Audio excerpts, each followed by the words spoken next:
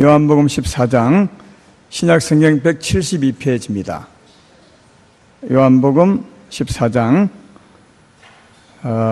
12절부터 15절까지 보겠습니다. 12절부터 15절까지요. 제가 봉독해 드리겠습니다. 내가 진실로 진실로 너에게 이르노니 나를 믿는 자는 내가 하는 일을 그도 할 것이요 또한 그보다 큰 일도 하리니 이는 내가 아버지께로 감이라.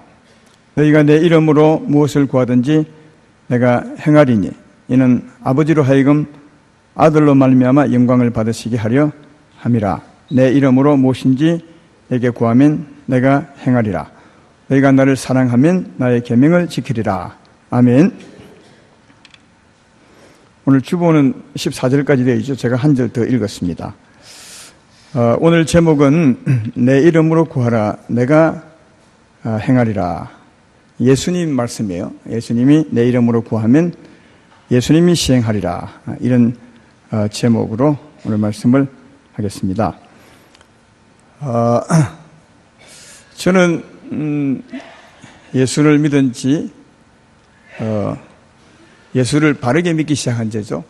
84년부터였는데 그동안 하나님을 알고 믿으면서 제 안에 정립된 것이 하나 있는데 그게 뭐냐 하면 하나님의 일에는 기적이 없다. 이런 겁니다. 하나님의 일에는 기적이 없다. 이러면 여러분하고 안 맞아서 뭐 그런 예수님이 얼마나 기적이 많은데요. 하나님 살아계시고 이렇게 말하는 분이 있을 겁니다. 여기 기적은 이런 뜻이죠. 하나님이 이르는 비합리적인 일, 또 비과학적인 일, 이런 일이 전혀 없다는 겁니다. 하나님의 일은 진짜 과학적이고 합리적이다. 알고 보면 이런 의미에서 기적은 없다. 다르게 말하면 하나님의 일에는 정말 과학적이고 너무너무 합리적이다. 하나님의 일처럼 과학적이고 합리적인 일은 없다. 이런 뜻입니다. 우리가 예수님을 전해 보면 그리고 하나님 믿으면 하나님이 역사합니다. 하나님의 이적을 볼 수 있습니다. 이렇게 전도할 때 말하면 그 사람이 말합니다. 조금 깨어있는 분이 주로 그렇게 말하는데요. 아니 이 시대가 어떤 시대인데 지금 하나님의 이적을 말하십니까? 저는 그걸 믿지 않습니다. 이 과학이 얼마나 발달된 시대인데 그런 비과학적인 일을 믿어야 하십니까? 이렇게 말합니다. 그렇습니다. 하나님의 일은 정말 과학적입니다. 너무너무 과학적이고 비과학적이 아니라 과학적입니다. 그래서 과학이 아무리 발달된 시대일수록 더 하나님을 잘 믿어야 되지 않겠는가 그런 생각이 드는 겁니다. 여러분은 어떻게 생각하십니까? 하나님의 일에 기적은 없다고 생각하십니까? 아니면 하나님의 일은 비합리적이다, 비과학적이다 그렇게 생각하십니까? 하나님의 일에는 기적은 없습니다. 너무너무 과학적이다 하는 겁니다. 그 말씀을 제가 오늘 설명을 해보겠습니다. 사도행전 2장 22절로 23절에는 예수에 대한 고난을 이렇게 말합니다. 이스라엘 사람들아 이 말을 들으라. 너희도 아는 바와 같이 하나님께서 나사렛 예수로 큰 권능과 기사와 표적을 너희 가운데 베푸사 너희 앞에서 그를 정언하셨느니라. 예수님이 하나님을 정언했단 말이죠. 그 다음 23절에 그가 하나님께서 정하신 뜻과 미리 아신 대로 내준 바 되었거늘 너희가 법 없는 자들의 손을 빌려 못 박아 죽였나니 이렇게 기록합니다. 23절에 이 말은 예수님이 고난받으심에 대하여 그리고 죽으심에 대해서 말씀한 건데 예수님이 고난받고 죽으심을 하나님이 아신다, 미리 아신다는 거예요.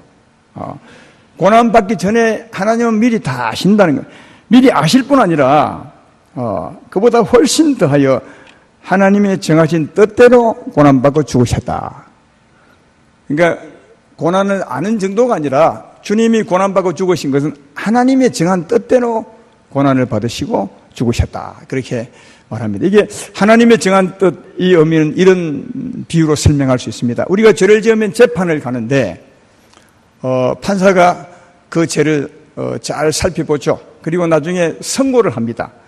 당신은 이런 죄를 지었기 때문에 징역 얼마 할까요? 징역 10년에 벌금 10억 이렇게 합니다. 이건 이제 요즘식의 선고고, 옛날에는 예수님 당시나 조금 전 시대에는 어떻게 했느냐, 당신이 이러이러한 죄를 지었기 때문에 곤장 100대에다가 옥살이 10년 이렇게 했습니다. 그러면 사람들은 그 판사가 선고한 대로 벌을 줍니다. 선고한 대로 100대를 때리고 선고한 대로 옥살이 10년을 하게 하는 겁니다. 그것처럼 예수님은 하나님의 정하신 대로 벌을 받았다. 하나님의 정하신 대로 이 땅에서 고난을 받고 죽으셨다 하는 겁니다. 그러면 하나님이 정하신 것이 뭐냐? 우리 인생의 제 짐을 예수께 짊어지셔서 하나님이 예수께 정하신 것이 뭐냐? 이것은 우리 인생이 어떻게 사는 것을 보면 알 수 있습니다. 여러분의 삶은 어떻습니까? 또 세상의 사람들의 삶은 어떻습니까? 그런 사람들은, 우리 인생의 삶은 죄인이기 때문에 그렇게 사는 겁니다. 죄인으로 태어나서 죄인이기 때문에 일평생 온갖 고생을 다 하죠. 온갖 저주를 다 받습니다. 그리고 마침내 죽습니다.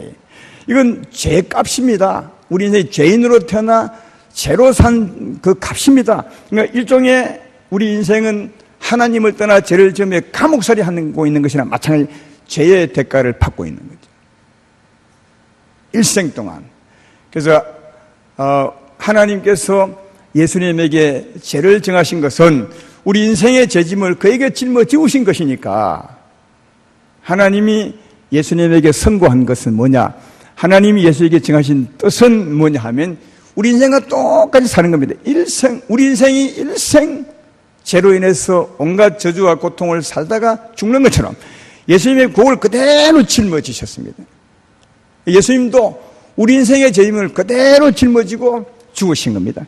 히브리서 2장 17절에 그 말씀이 있죠. 그러므로 그가 범사의 형제들 같이 되심이 마땅하다. 여기 그는 예수님을 말합니다. 그가 범사의 형제들과 같이 되심이 마땅하다. 이는 하나님의 일에 자비하고 신실한 대제사장이 되어 백성의 죄를 속량하려 하십니다. 우리 죄를 속량하려면 우리와 똑같이 사셔야 됩니다. 히브리서 4장 15절에도 그렇게 말합니다. 우리에게 있는 대제사장은 예수님이죠. 우리의 약함을 동정하지 못하신 이가 아니요 모든 일에 우리와 똑같이 시험을 받으신 이로되 죄는 없어요. 그는 죄가 없는 분으로서 우리와 똑같이 사셨습니다. 근데 문제는 우리는 오랫동안 사셨죠. 여러분은 몇 살까지 사실 것 같습니까? 성경에는 우리 인생이 70이요 강건하면 80일 하는데 요즘은 더 오래 살죠. 한 100살, 90살 이렇게 사는데, 우리나라는 여자들이 더 오래 살고 남자가 조금 덜 사는데 평균 한 85세까지 이렇게 산다 하죠. 전에보다 훨씬 많이 삽니다. 85세 동안 일생 동안 고생하다가 죽습니다. 죄의 대가입니다. 하나님이 이것을 예수님에게 짊어지고, 근데 예수님은 얼마 동안? 3년 동안요. 그러니까 3년 동안 여러분이 일생 동안 짊어질 그 죄의 고통과 저주를 3년에 다 짊어진 겁니다. 그리고 예수님은 온 인생을 다 구원하기 위한 것이니까 우리 인생에 가장 많이 죄를 짓고 산 사람보다 더 고난을 받고 사는 거예요. 그래야 모든 인생을 구원할 수 있습니다. 제 말 이해되면 아멘 합시다. 그런 겁니다. 내가 누구의 죄를 대신하려면 그보다 더 죄값을 치르셔야 그를 온전히 구원할 수 있습니다. 성경에 속건제라는 제사가 있는데, 속건제는 제물을 드리고 20%를 더 드리는 겁니다. 이게 예수님의 고난에 대해서 말하는 겁니다. 예수님은 우리 인생의 최고의 고난, 최고의 고통을 담하고도 그보다 20% 주님이 완벽하게 짊어진 거죠. 그러면 죄는 없다는 거예요. 죄 없는 분이 죄인처럼 사셨다면 누구의 죄를 짊어진 것입니까? 우리 인생에 여러분과 내 죄의 짐을 그가 짊어진 것인데, 이걸 누가요? 하나님이 예수께 정한 거라는 거예요. 사람이 예수님을 괴롭힌 것이 아니라 하나님이 정한 뜻대로, 하나님은 우리 인생의 죄값을 예수에게 짊어지게 한 것이므로 하나님이 정하신 뜻대로 그는 고난을 받고 죽으셨다. 그렇게 말합니다. 그래서 성경 다른 곳에도 이 하나님의 정하심을 말합니다. 이사야서 53장 6절에 이렇게 말씀합니다. 우리는 다 양 같아서 그릇 행하여 각기 제 길로 갔거늘 여호와께서는 우리 모두의 죄악을 그에게 담당시키셨다. 예수께 전부 짊어지셨습니다. 예수님이 하나님의 뜻대로 짊어진 겁니다. 이사야서 53장 10절에 앞부분 읽어보면 여호와께서 그에게 상함을 받게 하시기를 원하사 질고를 당케 하였은즉 하나님이 예수님을 상하게 하기 원했다는 거야. 우리 인생의 병고를 짊어지게 하기 위하여. 예수님도 너무 잘 압니다. 그래서 예수님도 하나님이 내게 정하신 대로 내가 고난을 받고 있는 것이므로 나는 그 길을 가리라 이렇게 출발하신 분이 예수님이시니까 예수님도 순종해서 그 길을 갔죠. 이사야 53장 7절에 그런 순종을 볼 수 있습니다.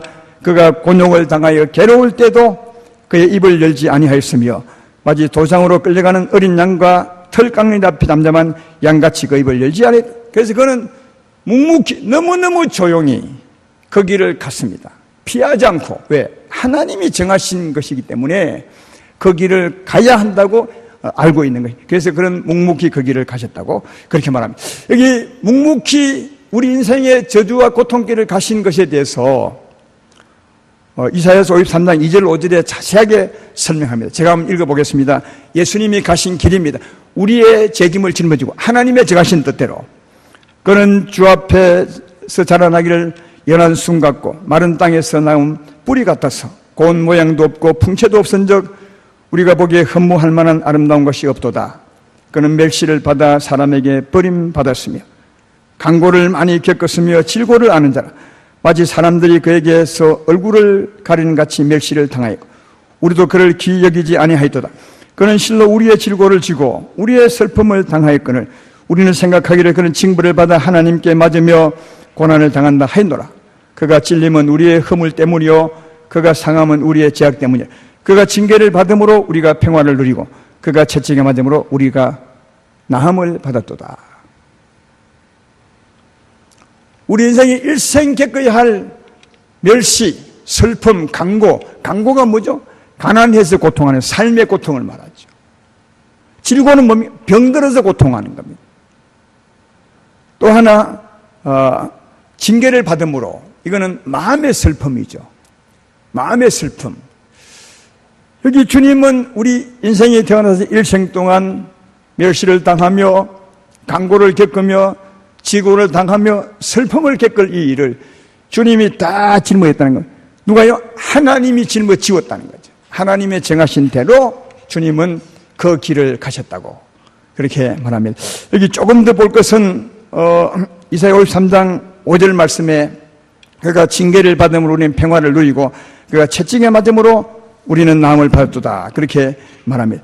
여기 징계를 받으면 우리 대신 슬픔을 당한 겁니다. 사랑하는 여러분, 예수님처럼 마음고생을 마시하신 분이 있겠습니까? 예수님은 아까 읽었지만 정말 가난하게 태어나셨고 그리고 못나게 풍채도 없고 고운 모양 되게 못생겼어요. 우리 예수님의 그림 성화를 보면 굉장히 잘생기고 부티가 나는데 그건 잘못 그린 겁니다. 예수님은 너무 못생겼습니다. 풍채도 없고 고운 모양도. 왜냐하면 가장 못생긴 사람들의 슬픔을 그가 짊어지고 가기 위해서. 여러분 이 땅에서 못생긴 사람들의 서름도 있습니다. 얼마나 멸시를 당하고 또 눈돌림을 당하는지 아십니까? 그에 대한 어려움도 있습니다. 주님이 그 멸시를 다 받으시기 위해서 그는 참으로 풍채도 없고 고운 모양도 없이 이 땅에 태어났다고 그렇게 말씀하고 있죠. 멸시를 받으셨죠. 사람들에게 버림을 받으셨죠. 억울한 누명을 썼죠. 멸시와 천대를 얼마나 받으셨는지 모릅니다. 제자들에게도 버림을 받고 어쩌면 부모님들에게도 귀신 들렸다고 버림을 받기도 했습니다. 여러분 가장 힘든 마음의 고생이 뭡니까? 여러분이 살아오면서요. 저는 이거 같아요. 억울한 일을 당하고도 말을 하지 못할 때가 가장 답답하고 힘들 때가 아닌가. 그리고 누가 알아주지 못할 때 정말 힘들고 어려운데 너무나 슬픈데 누구 한 사람 알아줄 리 없을 때 그때 마음이 정말 힘들고, 또 하나는 내가 억울한 누명을 썼음에도 불구하고 그렇지 않음에도 불구하고 말할 수 없을 때 그때 그 답답함이 정말 힘들죠. 예수님은 그보다 훨씬 더 큰 답답함과 고통을 겪으셨다는 거예요. 그래서 그가 징계를 받음으로 우리의 마음의 고통을 다 담당했기 때문에 그 대가로 우리에게 평화를 줄 수 있다는 거죠. 그리고 그가 채찍에 맞음으로 남을 입었도다. 예수님이 십자가 짊어지기 전에 빌라도 뜰에서 수많은 매를 맞죠. 빌라도가 의도적으로 매를 때렸습니다. 근데 그 특징이 있습니다. 뭐냐 하면 절대로 등을 돌리지 않았습니다. 다시 말해 맞지 않으려고 피하지 않았다는 거예요. 다 맞아들였습니다. 이사야 50장 6절에 그걸 말하죠. 나를 때리는 자들에게 내 등을 맡기며 나의 수염을 뽑는 자들에게 나의 뺨을 맡기며 모욕과 침뱉음을 당하여도 내 얼굴을 가리지 아니하는. 다 맞았습니다. 다 받아들였습니다. 매를 때릴 때 하나도 피하지 않았어요. 왜 하나도 피하지 않았겠습니까? 하나님이 정하신 겁니다. 우리의 죄의 대가, 우리의 저주를 그에게 정하신 겁니다. 그걸 다 맞으셔야 우리를 구원할 수 있는 겁니다. 모든 인생을. 그러니까 하나님의 정하신 대로 다 맞았으므로 사람들이 이상하게 생각할 만큼 매를 때리는 사람이 정말 이 사람은 이상하다, 왜 매를 피하지 않느냐 할 만큼 다 받아들이고 침뱉음도 피하지 않고 얼굴에 다 받고 수치와 조롱을 다 받았던 것은 하나님의 정하신 뜻이었습니다. 왜? 그래야 여러분과 나를 저주에서 건질 수가 있습니다. 할렐루야. 그러므로 그 예수를 믿으면 죄에서 벗어날 수 있습니다. 그 예수를 믿으면 온갖 저주에서 벗어날 수 있습니다. 이게 다 하나님의 은혜로 된 것이다 하는 겁니다. 그가 다 받으신 결과로 말미암아 이런 은혜, 이런 구원을 받게 된다는 것입니다. 그래서 예수님은 이 땅에 오셔서 사실 때 십자가 짊어지기 전에도, 그가 우리의 저주를 그 몸에 담기 전에도 앞으로 그 길을 갈 것이기 때문에 우리를 치료할 때도 이 근거로 치료해 주신 것을 볼 수 있습니다. 마태복음 8장 16절 17절에 예수님이 병 고치는 장면이 나오죠. 제물매 사람들이 귀신 들린 자를 많이 데리고 예수께 오거늘 예수께서 말씀으로 귀신들을 쫓아내시고 병든 자들을 다 고치시니 그 다음 그 근거를, 그 다음에 이는 선지자 이사야를 통하여 하신 말씀에 우리 연약한 것을 친히 담당하시고 병을 짊어지듯 함을 이루려 하심이라. 여기 연약함은 우리의 마음의 병을 말하는 겁니다. 마음의 병. 이 마음의 병을 주님이 다 담당했기 때문에, 또 육체의 병을 그가 다 짊어졌기 때문에 주님이 우리를 치료한다는 거예요. 주님이 치료를 다 담당했기 때문에 이제 우리에게 있는 질고를 주님이 치료하는 겁니다. 주님이 우리 마음의 슬픔을 담당했기 때문에 우리 마음의 슬픔을 제하고 평화를 주는 것입니다. 그러니까 주님이 우리에게 평화를 주고 주님이 우리에게 건강을 주고 치유하는 것은 근거가 있는 것입니다. 하나도 이게 비과학적이게 너무너무 과학적이라는 거예요. 합리적입니다. 주님이 그걸 담당했기 때문에 이런 은혜를 베풀어 주는 겁니다. 우리의 삶도 마찬가지죠. 고린도후서 8장 9절에 우리의 삶에 대한 그것을 이렇게 말합니다. 우리 주 예수 그리스도의 은혜를 너희가 알거니와 부유한 이로써 너희를 위하여 가난하게 되심은 그의 가난함으로 말미암아 너희를 부유하게 하려 합니다. 그의 가난함으로 말미암아 우리를.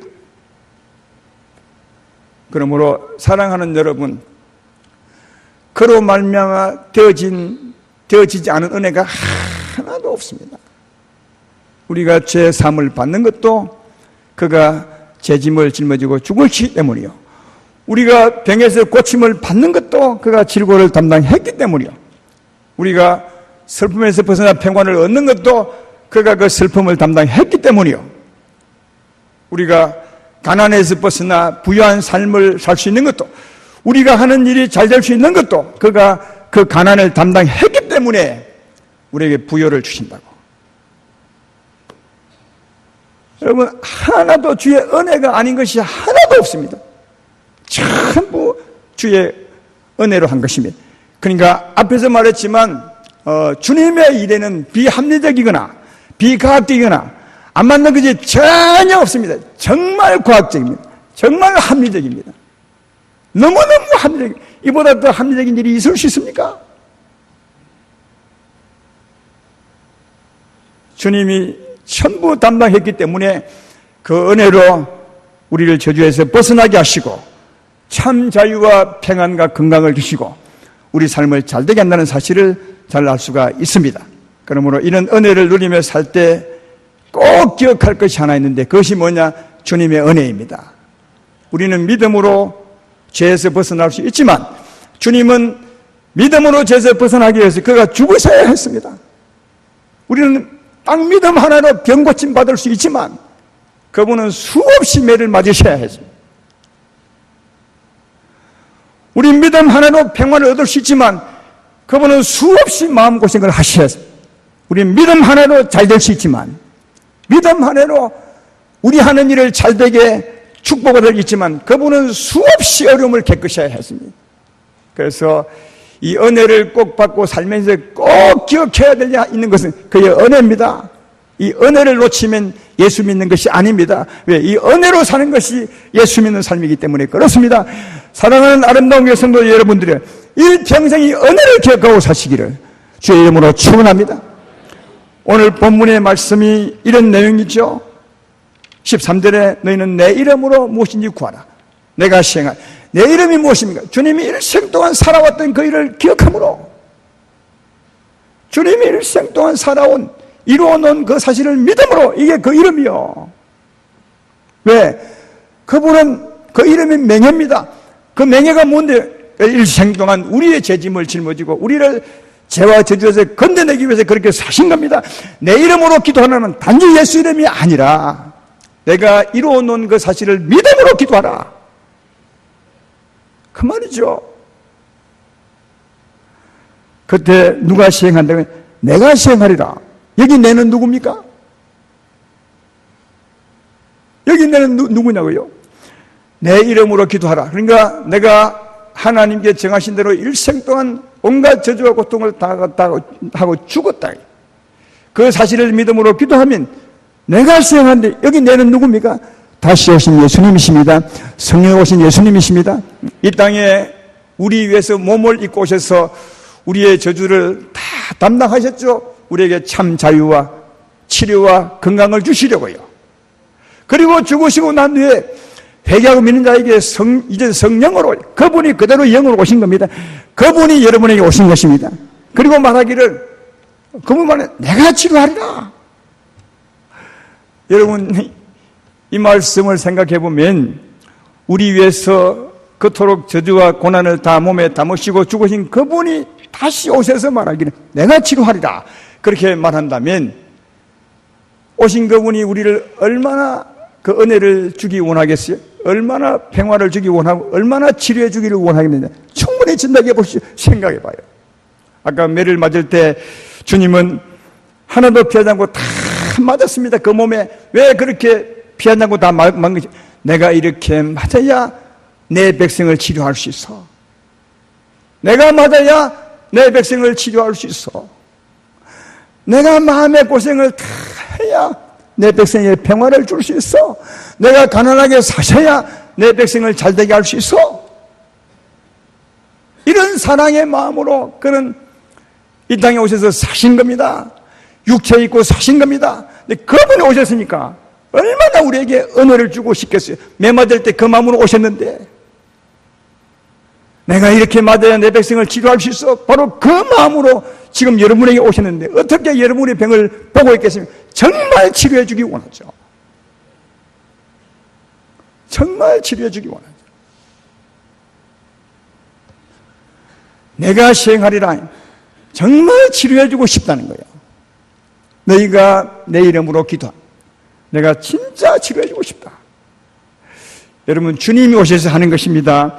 12절의 말씀을 잘 보시면 내가 진실로 너에게 이르노니 나를 믿는 자는 내가 하는 일을 그도 할 것이요 또한 그보다 큰 일자니 이는 내가 아버지께로 감이니라.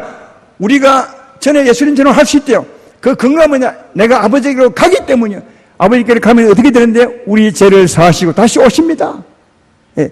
가시면 오시기 때문에 이 말씀한 겁니다. 가시면 오십니다. 가시면 죄를 사시고 믿는 자에게 다시 오십니다. 믿으시면 아멘 합시다. 그럼 오십니다. 오셔서 우리 안에서 전에 주님이 하신 일을 하는 겁니다. 그래서 너희도 전에 내처럼 할 수 있다는 말은 이제 오신 그분이 나를 통해 전에 같이 하겠다는 것입니다. 우리가 하는 것이 아니라 우리를 통해서 그분이 하시는 거죠. 그러니까 성령으로 오신 그분이 하시는 것이니까 얼마나 하고 싶겠냐 하는 겁니다. 그래서 우리를 향한 이 말씀에서 우리를 향한 가장 큰 소망이 있다면, 가장 강한 소망이 있다면 사랑하는 내 아들들아, 정말 내가 원하건대 믿음으로 이 은혜를 받고 살아라. 내가 믿음으로 치유받기를 원한다. 믿음으로 평안하기를 원한다. 믿음으로 잘되기를 원한다. 믿음으로 자유하기를 원한다. 이런 강한 마음이 이 말씀 가운데 숨어 있는 거예요. 왜? 그 이유가 뭔데? 그가 이 땅에 오셔서 그토록 고통을 당하시고 저주를 그 몸에 담으시고 죽은 이유가 무엇입니까? 그분이 다시 성령을 오신 이유가 무엇입니까? 우리에게 이런 은혜를 주기 위한 것 아닙니까? 또 하나님께서 우리 인생의 모든 제 집을 그 아들에게 짊어지우시고 정한 뜻대로 살게 하는 이유가 무엇입니까? 우리를 살게 하기 위한 겁니다. 우리에게 죄에서 벗어나게 하시고 우리를 치료하시고 우리에게 평안을 주시고 우리를 잘되게 하기 위해서 그 일을 했으니까 이 말씀 가운데 얼마나 여러분에게 이 같은 은혜를 받기를 소망하는지 알 수 있는 겁니다. 그러므로 하나님께서 예수님을 통하여 행하신 그 사랑을 아신다면 하나님의 뜻대로 이 세상에 오셔서 하나님의 정하신 뜻대로 고난과 고통과 죽음을 죽으신 그 예수의 진짜 마음을 안다면 우리 예수를 믿고 죄에서 벗어나려고 몸부림쳐야 합니다. 그리고 예수님의 은혜로 병곤진 받기 위해서 몸부림쳐야 합니다. 주님이 그 큰 은혜로 이미 은혜를 만들어 놓았는데, 이루어 놓았는데 우리는 모른 척 한다면 그게 주님을 맹세하는 것이 아니고 무엇이겠어요? 주님을 정말 사랑한다면 그 은혜를 받는 것입니다. 예수님의 은혜로 고침받는 것입니다. 예수님의 은혜로 평안을 얻는 것입니다. 예수님의 은혜로 잘 사는 겁니다. 예수님의 은혜로 사는 겁니다. 이게 하나님을 높이는 것이며 예수님의 사랑을 높이는 것이며 주의 십자가를 귀하게 여기는 것 아니겠습니까? 하나님께서 예수님에게 우리 죄짐을 정하시고 거기를 가게 하신 것은 우리를 치유하기 위한 것입니다. 우리에게 은혜를 베풀기 위한, 예수님은 너무너무 잘합니다. 그래서 그분이 오셔서 우리를 치료하는 것, 우리에게 은혜를 베풀어 주는 것은 하나님의 기쁜 뜻임을 너무너무 잘합니다. 그래서 오늘 본문 가운데 13절에 이렇게 말하잖아요. 너희가 내 이름으로 무엇을 구하든지 내가 행하리니 이는 아버지로 하여금 아들로 말미암아 영광을 받으시. 아버지가 기뻐하는 것이 뭐냐? 아들이 우리를 치료해 주는 거예요. 왜? 하나님이 아들에게 그 짐을 짊어지운 것은 아들로 말미암아 우리를 치료하기 위한 것이었으니까, 평안을 주기 위한 것이었으니까. 우리가 믿음으로 기도할 때, 예수님께서 우리를 치료할 때, 우리에게 평안을 주실 때 하나님 너무너무 기뻐한다는 거예요. 그러니까 사랑하는 여러분, 예수님을 은혜를 믿고 우리가 평화를 얻고 치유를 받고 우리 하는 일이 잘 되는 은혜를 누려 사는 것은 하나님의 기쁨이라는 거예요. 왜? 하나님이 그 일을 위해서 아들로 하여금 그 길을 가게 하셨고 아들은 기꺼이 그 길을 가셨기 때문에. 그러니까 사랑하는 여러분, 이 말씀 가운데는 우리에게 얼마나 은혜로 살기 원하는지 알 수 있잖아요. 얼마나 은혜로 살기 원하는지, 얼마나 여러분에게 은혜 베풀어 주기를 원하는지 이걸 아신다면 사랑하는 여러분, 오늘부터 이 은혜를 붙들고 살아가시기를 주의 이름으로 축원합니다. 여기서 한 가지 궁극적인, 이렇게 하신 궁극적인 하나님의 뜻을 우리가 헤아리지 못하면 큰 것을 놓치고 살아갈 수가 있습니다. 가만히 생각해 보십시오. 그 하나님의 우리 향하신 은혜 베푸신 하나님의 목적을 이해할 수 있습니다.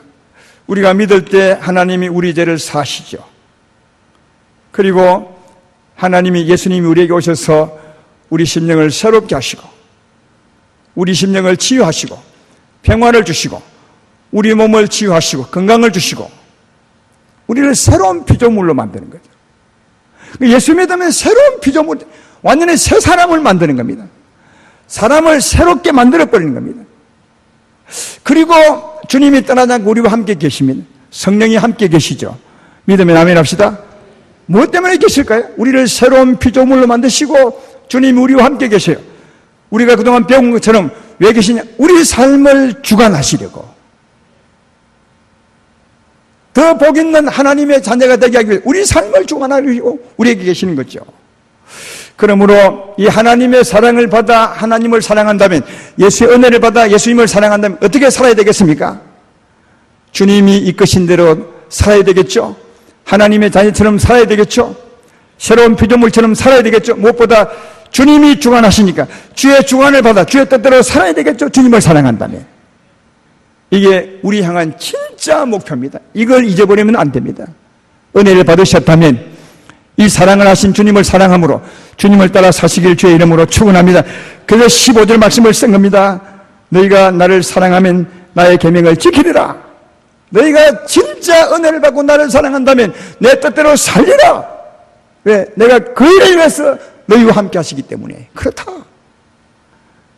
예수님의 은혜를 받으시고 주님을 진짜 사랑한다면 그분을 사랑함으로 그분의 뜻을 따라 여러분 되시기를 주의 이름으로 축원합니다. 오늘 말씀의 결론을 맺겠습니다. 하나님께서 예수로 말미암아 예배해 놓은 은혜가 엄청 크고 많습니다. 근데 이 은혜는 우리가 태어나기 전부터 이미 다 준비되어 있는 거예요. 십자가로 준비되어 있었던 겁니다. 지금 믿을 때 주는 것이 아니라 오랜 전에 이미 다 준비되어 있어요. 우리가 믿으면 주시려고. 그러므로 기억하십시오. 이 은혜를 아시기 바라며 꼭 이 은혜를 받아서 누리시기를 주의 이름으로 축원합니다. 이 은혜를 받아 누리는 것이 너무너무 중요한 것은 예수의 나를 향한 그 사랑을 높이는 것이며 나를 향한 하나님의 그 은혜를 귀하게 여긴 것임을 잘 알 수가 있습니다. 꼭 믿음으로 이 은혜를 받아 사십시오. 믿음으로 죄에서 벗어나기를 바라고, 믿음으로 자유하기를 바라고, 믿음으로 이 마음이 치유받아 평화 얻기를 바라고, 믿음으로 꼭 믿음으로 여러분의 몸도 치유받아 건강하게 살게 되기를 바라고, 꼭 믿음으로 여러분의 삶도 잘 되기를 하나님의 도우심으로 손님 무산의 복을 받고 살기를 주의 이름으로 축원합니다. 한 가지 물어보겠습니다. 이렇게 믿었는데도 안 되는 분이 있으십니까? 그럼 제가 다시 묻겠습니다. 진짜 믿었습니까? 정말 믿으셨습니까? 의심하지 않으셨습니까? 믿은 대로 기다려 보셨습니까? 그러면 안 믿은 겁니다. 정말 믿는다면, 하나님을 신실하게 믿는다면 확실히 믿으셔야 됩니다. 의심하지 마셔야 됩니다. 그리고 기다리셔야 됩니다. 그 은혜가 내게 이루어질 때가, 그게 믿는 것입니다. 믿는다 하지만 기다리지 않고 실망해버린다면 안 믿는 겁니다. 믿음은 신뢰와 관계에 있는 것입니다. 진짜 여러분이 하나님 믿고 사셨습니까? 그런데도 병이 안 나갔습니까? 그러면 하나님께 문제가 있겠지만, 그러나 내가 믿었는데도 아직까지 은혜를 받지 못했다면 여러분에게 문제 있는 것은 아닙니까? 우리에게 이런 질문을 해봐야 되면 내가 진짜 하나님을 믿는지, 의심하지는 않았는지, 믿는다면 끝까지 주의 은혜가 올 때까지 기다려 보았는지, 이걸 생각하시고 오늘 이후에는 이런 확실한 믿음을 가지셔서 주님의 은혜로 살아가면서 주의 이름을 높이고, 무엇보다 우리 주님, 우리를 이끌고 계시니 그분을 생각하며 그분을 따라 살아가는 복 있는 아름다운 교회 성도, 또 여기 모인 모두가 되기를 주의 이름으로 축원합니다.